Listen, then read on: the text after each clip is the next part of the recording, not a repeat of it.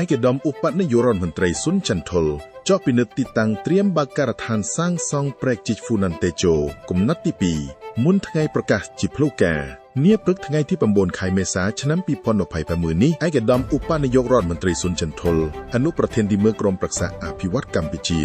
និងជាអនុប្រធានប្រចាំការនៃគណៈកម្មាធិការពិសេសបានដឹកនាំគណៈប្រតិភូអន្តរក្រសួងចុះពិនិត្យទីតាំងផ្ទាល់នៅខេត្តតាកែវ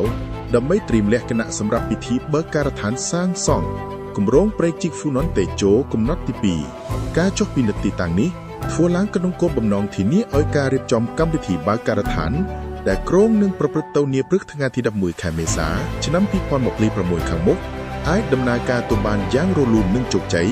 ក្រោមអធិបតីភាពដ៏ខ្ពង់ខ្ពស់របស់សម្ដេចមហាបវរធិបតីហ៊ុនម៉ាណែតនាយករដ្ឋមន្ត្រីនៃព្រះរាជាណាចក្រកម្ពុជាបេសកកម្មនេះក៏មានការអមដំណើរដោយលោករដ្ឋមន្ត្រីក្រសួងសាធារណការនិងដឹកជញ្ជូនលោកអភិបាលខេត្តតាកែវព្រមទាំងមន្ត្រីពាក់ព័ន្ធជាច្រើនរូបទៀតយោងតាមផែនការគម្រោងគ្រប់គ្រងធនធានទឹកចម្រុះហ្វូណាន់តេជោកំណត់ទី2នេះមានប្រវែងសរុប 151.81 គីឡូម៉ែត្រដែលតភ្ជាប់ពីចំណុចព្រែកពោក្នុងខេត្តកណ្ដាលលាតសន្ធឹងរហូតដល់សមុទ្រក្នុងខេត្តកែបគួររំលឹកផងដែរថាគម្រោងព្រែកជីកហ្វូណាន់តេជោទាំងមូលគឺជាគម្រោងប្រវត្តិសាស្ត្រនិងជាមហិច្ឆតាដ៏ធំរបស់កម្ពុជាដែលមានលក្ខណៈទូទៅដូចជាប្រវែងសរុប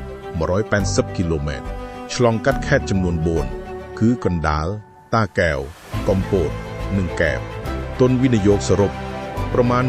1.7 ពាន់លានដុល្លារអាមេរិកគម្រោងហេដ្ឋារចនាសម្ព័ន្ធផ្លូវទឹកដ៏ធំមួយនេះត្រូវបានចាត់ទុកជាសរសៃឈាមសេដ្ឋកិច្ចដ៏មានសារៈសំខាន់បំផុតដែលនឹងជួយសម្រួលដល់ការដឹកជញ្ជូនកាត់បន្ថយចំណាយនិងពង្រឹងឯករាជ្យភាពនៃវិស័យភស្តុភារកម្មរបស់កម្ពុជាឲ្យកាន់តែរឹងមាំនិងមានសក្តានុពលខ្ពស់សម្រាប់ការប្រកួតប្រជែងលើឆាកអន្តរជាតិ